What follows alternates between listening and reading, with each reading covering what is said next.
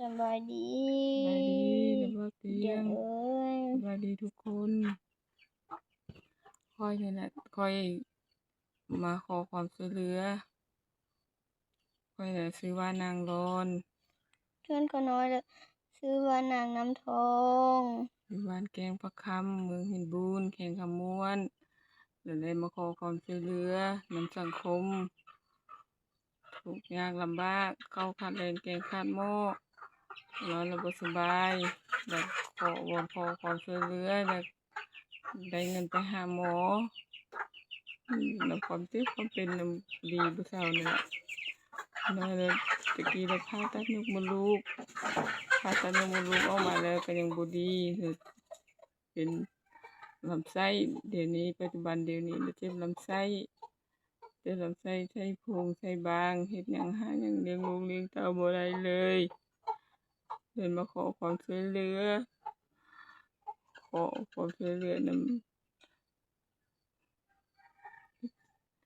ไอ้น้องสังคมนี่แหละขอความช่วยเหลือเด้อยากลำบากอีหลีเงินหาลูกไปกินโรงหาหมอเห็นมื้อละ1,000 2,000ก็บ่มีข้อยน่ะมีลูก2 คนมีลูก2 คนมีลูกผู้หนึ่งน่ะ13 ปีผู้นี้น่ะ9 ปีมีผัวอยู่แต่เพิ่นก็หาโทรบ่ทันโทรหาผู้เดียวซื้อข้าวกินแด้ซื้อยากินแด้ซื้อหยังได้หาบ่ทันขนมมื้อละ1,000 2,000ลูกก็น้อยก็บ่ได้กินบ้างนี่แหละบ่ได้ ให้ความได้ลูกนี่ให้ ต้องมีน้ำ ให้ทั้งลูกทั้งแม่เลย ขอผัวของน้อยเด้อขอให้ช่วยเหลือขอผัวของค่อยได้ค่อยมาวันนี้ค่อยมาขอความช่วยเหลือขอความช่วยเหลือให้ขอความช่วยเหลือนำเงินนำคำนำทุกอย่างลำบากนี่แหละบ่มีเงินมีคำมีต้องมีน้ำบ่มีเงินมีหยังนี่แหละอยากไปหาหมอเดี๋ยวนี้นะแต่ว่าบ่มีเงินเลยมาขอความช่วยเหลือนำเบาเตียง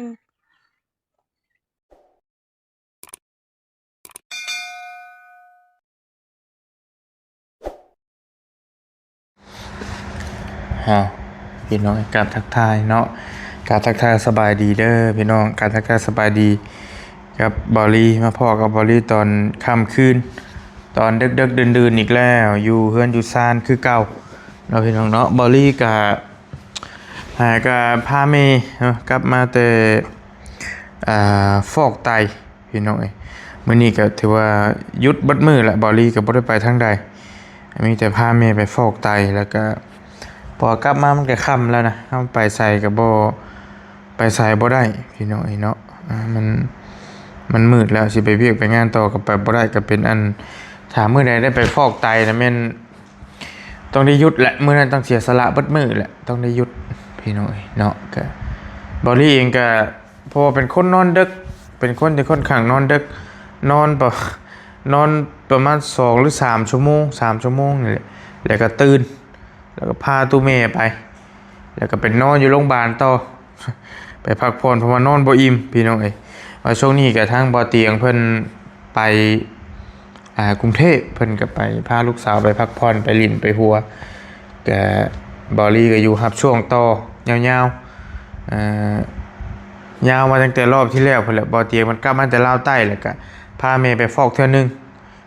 ขันเทื่อนึงแล้วก็แม่นเพิ่นว่าได้หับปากกับลูกสาวแล้วอยากพาลูกสาวไปเที่ยวแต่ก็บ่ฮู้ว่าเพิ่นสิมามื้อใดก็ยังเบิ่งตัวจริงก่อนอันนี้ก็ได้นะพี่น้องเนาะทางบ่อเตียงก็ไปแล้วก็มื้อนี้เป็นมื้อหวยไทยออกวันที่16แล้วก็ออกเลขรถบ่อเตียงพร้อมนะพี่น้องทั้งบนหัน87ถือว่าออกเรื่อยอยู่นะพี่น้องเนาะแล้วมีอ้ายเพิ่นถูกคนนึงเพิ่นถูกแล้วเพิ่นส่งมาทำบุญนำบอลี่ 2,000 ให้บอลี่ไปซอยคุณยาย 2,000 บาทก็เพราะว่ารถเลขรถบ่อเตียงนี่ออกเรื่อยอยู่เดี๋ยวบอลี่ก็ซื้ออยู่ชื่อลอตเตอรี่ใบนึงแต่มันบ่ถูกพี่น้องบ่ค่อยมีโชคทั้งนี้พอปานใดถูกก็ถูกเล็กๆน้อยๆเนาะ แค่ว่าเฮือบ่ไหลไข่บ่ย่อยน่ะบ่ได้เห็นเงินร้อยเงินพันคือเพิ่นเว้าเนี่ยต้องทำงานน่ะจังสิได้เงินเนาะคือบอลี่บ่ค่อยมีแบบบ่ค่อยมีวาสนาทั้งนี้พอปานใดเกี่ยวกับโชคเกี่ยวกับรางวัลอีหยังนี่นะบ่ค่อยได้พี่น้องมีแต่คันว่าทำงานแหละจังได้ สัดส่วนหลายเนาะแต่ว่าก็บ่ฮู้ว่าเป็นแนวใดคือกันส่วนหน่อยมันก็ส่วนหน่อยแหละคนที่จะได้คือว่าแหละพี่น้องเพราะว่าคนถูกรางวัลที่หนึ่งนี่ก็มีบ่กี่คนแต่ละงวดก็ได้นะก็แล้วแต่วาสนาไผมันเนาะพี่น้องเนาะเอาบอลลี่กับสีมาทำคลิปอันน่ะมันก็หลายเรื่องหลายเล่าว่าทักษิว่าเรื่องใดเอาเป็นเรื่องนี้ก็แล้วกันเนาะสีมาทำคลิปกะให้พี่ให้น้องพิจารณาซอยกันว่าสมควรแนวใดนะพี่น้องสำหรับเคสนี้พอดีบอลลี่กะเฮาก็บ่อยากปล่อยให้เลื่อนผ่านนะเพิ่นมาขอความช่วยเหลือนำบอลลี่มีอยู่2แม่ลูกเข้าเรื่องเลยก็แล้วกันเอาง่ายๆเด้อพี่น้องเด้อเพิ่นส่งมาหาบอลลี่เพิ่นว่าอยากขอความช่วยเหลือเพิ่นว่าชีวิตครอบครัวลำบากแฮงว่าซั่นพี่น้องก็มีแต่ให้พี่ให้น้องฟังไปนำกันแล้วบอลลี่เพิ่นมีภาพมาให้พร้อมได้มีภาพมีวิดีโอมาให้พร้อมเดี๋ยวสิให้พี่ให้น้องฟังเสียงนำกันก่อนว่าพี่น้องสิคิดเห็นแนวใดจังใดเนาะพี่น้องเนาะโอเคเด้อเดี๋ยวบอลลี่เอาไปข้อมูลเริ่มต้นก่อนอย่ามาให้ฟังก่อนอันนี้เป็นสคริปต์เป็นคลิปเสียงเป็นข้อความเสียงเปิดไมค์ตัวนี้กันโอเคเบิ่งเด้อพี่น้องฟังนำกันเพิ่นละตีแต่ไกลค่อยขอความช่วยเหลือไปหลายคนแล้วแม่นค่อยอยู่ไกลสิเจ้าอีนี้ถ้ามาบ่ได้ก็ให้ค่อยถ่ายคลิปแล้วส่งไปให้พวกเจ้าเอาลงในเพจพวกเจ้าก็ได้บ่เพราะเราต้องการความช่วยเหลือนี้ค่อยทุกข์ยากลำบากค่อยบ่สบายมาเป็นปีแล้วค่อยเลยอยากไปหาหมอค่อยเลยบ่มีเงินค่อยเลยมาขอความช่วยเหลือขอความช่วยเหลือไปหลายคนวนกลับมาบ่ได้ติไกลค่อยขอความช่วยเหลือเด้อค่อยทุกทางลำบากนี้บ่าวเอ้ย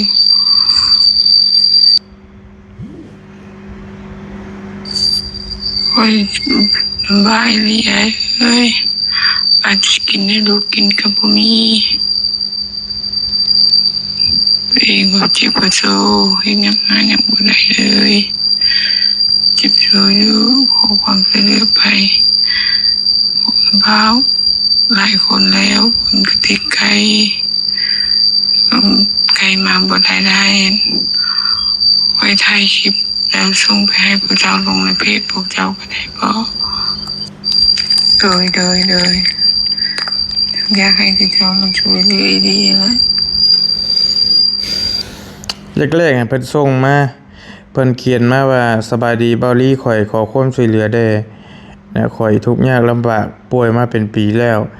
ข่อยเลยมาขอความช่วยเหลือนำเบาลี่แล้วเบาลี่ถามไปว่าเพิ่นอยู่บ้านใดเพิ่นบอกว่าอยู่บ้านแก้งผักนะแก้งผักคำเมืองหินบูนแขวงคำม่วนเนาะแล้วก็เพิ่นส่งข้อความเสียงมาคือกี่นี่แหละเสียงเพิ่นก็อยากค่อยๆแล้วก็อยากเศร้าๆนี่นะฟังบ่ค่อยชัดปานใดอันนี้เป็นรูปเพื่อนที่เพิ่นถ่ายมาให้เบิ่งการเป็นอยู่นี่ประมาณนี้พี่น้องเฮือนเพิ่นนี่ก็เป็นสังกะสีเก่าๆแล้วก็ใช้ผ้านั้นคลุมเอาบ่ผ้านั้นอ้อมเอานะแล้วก็มีคลิปที่เพิ่นอัดมาพร้อมกับลูกสาวเดี๋ยวบริสิขึ้นให้พี่ให้น้องเบิ่งนำกันเด้อพี่น้องเด้อเดี๋ยวฟังไปนำกันโอเคเพิ่นมีคลิปกับลูกสาวมาให้พร้อมเดี๋ยวเบิ่งนำกัน สบายดี สบายดีเด็กว่าเสียง เอ้ย สบายดีทุกคนคอยเนี่ยนะคอยมาขอความช่วยเหลือคอยเนี่ยชื่อว่านางรอน เพื่อนก็น้อยเลยชื่อว่านางน้ำทอง อยู่บ้านแกงประคำเมืองหินบูนแข่งขมวนแล้วได้มาขอความช่วยเหลือนำสังคมทุกข์ยากลำบากเข้าขาดแรงแกงขาดหม้อนอนระบบสบายแบบขอวอนขอความช่วยเหลือแบบได้เงินไปหาหมอแล้วความเจ็บความเป็นน่ะดีผู้สาวเนี่ยน้อยเลยตะกี้เราผ่าตัดยกมดลูกผ่าตัดยกมดลูกออกมาแล้วก็ยังบ่ดีคือเป็นลำไส้เดี๋ยวนี้ปัจจุบันเดี๋ยวนี้เราเจ็บลำไส้เจ็บลำไส้ไส้พุงไส้บางเฮ็ดหยังหาหยังเลี้ยงลูกเลี้ยงเต้าบ่ได้เลยเพิ่นมาขอความช่วยเหลือขอความช่วยเหลือนำ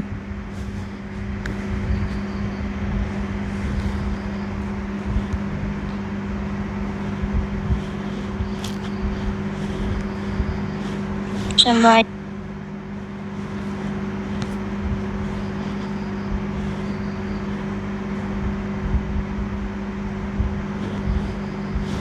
สบายดี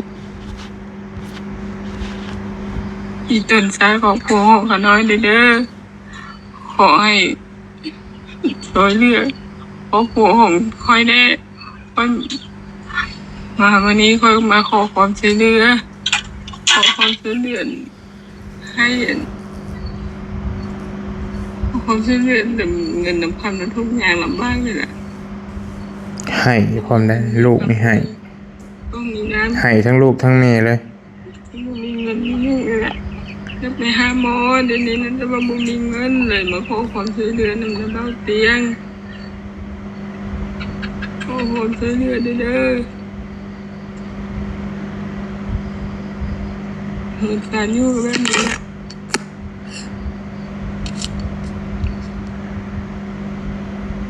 เห็นดู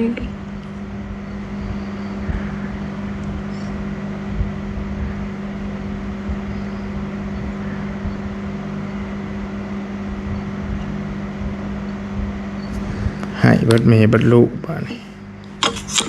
อืม แล้วพวกค่อยเด้อช่วยเหลือพวกให้กับลูกเด้อได้เงินไปหาหมอแล้วก็จะได้เงินไปซื้อเลี้ยงลูกเลี้ยงเต้าเนี่ยเป็นอย่างหาอย่างเลี้ยงลูกไม่ได้เลยขอความช่วยเหลือเด้อสาธุสบายดีสบายดีมือละ1,000-2,000ก็บ่มีเพราะจะมีลูก2 คนมีลูก2 คนมีลูกคนหนึ่ง13 ปีลูกนี้หนึ่ง9 ปีมีป่วยอยู่แต่คนก็หาต้องบ่ทันเพราะหาผู้เดียวคือเขากินเด้ซื้อยากินเด้คืออย่างได้หาบ่ทันขนมมื้อละ1,000-2,000ลูกก็น้อยก็บ่ได้กินบ่ได้กินหยังเลยอีต้นสายของผัวของขาน้อยเด้อขอให้ช่วยเหลือเพราะผัวของค่อยได้ค่อยมาวันนี้ค่อยมาขอความช่วยเหลือขอความช่วยเหลือให้ขอความช่วยเหลือเงินน้ำพันน้ำทุกอย่างลำบากเลยแหละ โอเค ประมาณนี้พี่น้องเป็นอ่าเรื่องราวของเอื้อยคนหนึ่งบอลลี่ก็บ่ได้ถามอย่างไรเพราะว่าเพิ่นส่งมาตอนบอลลี่อยู่ตอนพาแม่ไปโรงพยาบาลนั่นแหละบอลลี่ก็ไปกินข้าวแล้วก็ถามเรื่องราวเพิ่นคร่าวๆยังบ่ได้ถามหลายก็บ่ฮู้สิว่าจังไดว่าสิเฮ็ดก็บ่อยากให้มันปล่อยผ่านจริงๆอะเพิ่นอยู่แขวงคำม่วนแล้วมันก็ถามว่าไกลบ่จากบอลลี่มันก็สิพอๆกับเฮาไปไสโปนนั่นแหละเบิ่งแต่ว่าประเด็นว่าเฮาบ่เคยไปสถานที่บ้านเมืองบ่เคยไปคือกันทางบอลลี่แก มีแต่ผ่านไปท่าแขกขึ้นไปบ่เคยอยู่แต่ว่าเมืองหินบูนนี่บ่เคยไปเพิ่นอยู่บ้านแก้งฟักคำเมืองหินบูนแขวงขมวนเนาะเพิ่นแจ้งมาแบบนี้เลยนะพี่น้อง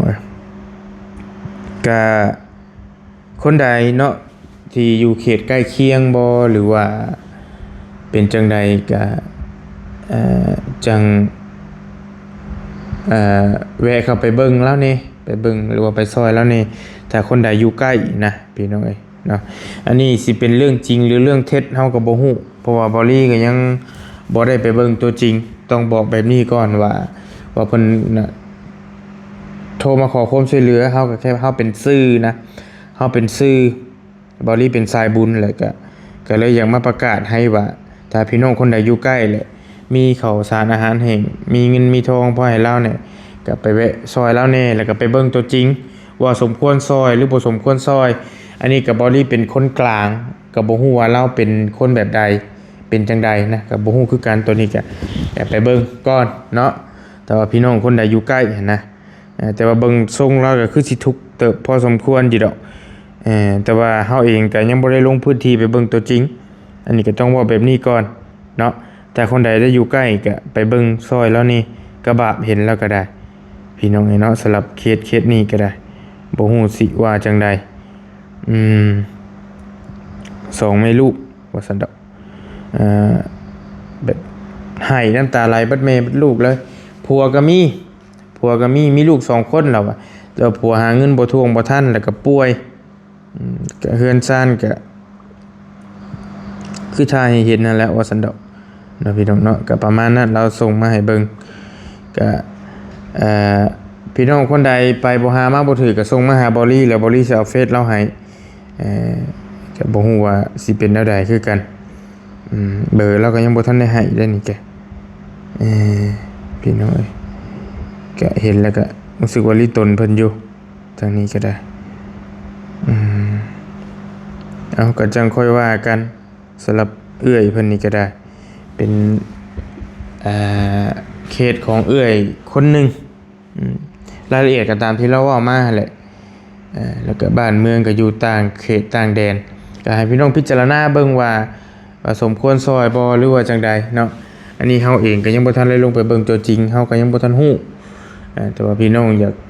มีความคิดความเห็นอะไรก็ส่งมาหากันได้พี่น้องเด้อเป็นเคสใหม่เป็นส่งมาหาแต่ว่าเฮาก็ยังบ่สามารถที่จะไปเบิ่งได้เพราะว่ามันก็เหตุปัจจัยหลายอย่างมันอยู่ไกลแน่แล้วก็บ่เคยไปแน่อีหยังต่างๆพี่น้องจังค่อยว่ากันเพิ่นขอความช่วยเหลือผ่านเฟซหรือว่าซั่นซะพี่น้องก็เป็นคลิปสั้นๆประมาณนี้แหละบอลี่เองก็สิขอตัวไปพักไปพรก่อนบัดนี้มันสิดึกสิดื่นง่วงนอนแล้วบอลี่ก็นอนบ่เต็มอิ่มแน่นี่ก็เป็นเคสที่เอานำเสนอฝากพี่ฝากน้องพิจารณาซอยกันว่าเห็นสมควรแนวใดนะพี่น้องเนาะเป็นเคส2แม่ลูกที่ส่งมาขอความช่วยเหลือผ่านเฟซจริงๆแล้วก็อยากให้ไปเบิ่งตัวจริงหั่นแหละแต่ว่าเราว่าถ้ามาบ่ได้ก็เอาคลิปข่อยนี่ลงช่องเจ้าให้แน่ลงเพจลงหยังให้แน่ข่อยต้องการความช่วยเหลือว่าซั่นนะอันนี้เฮาก็จังค่อยว่ากันแนวใดก็ได้นะพี่น้องเนาะอยู่ดีมีแฮงขอบคุณขอบใจหลายๆพิจารณาซอยกันเด้อพี่น้องเด้อว่าเป็นแนวใดเนาะซอยแล้วนี่อยู่ดีมีแฮง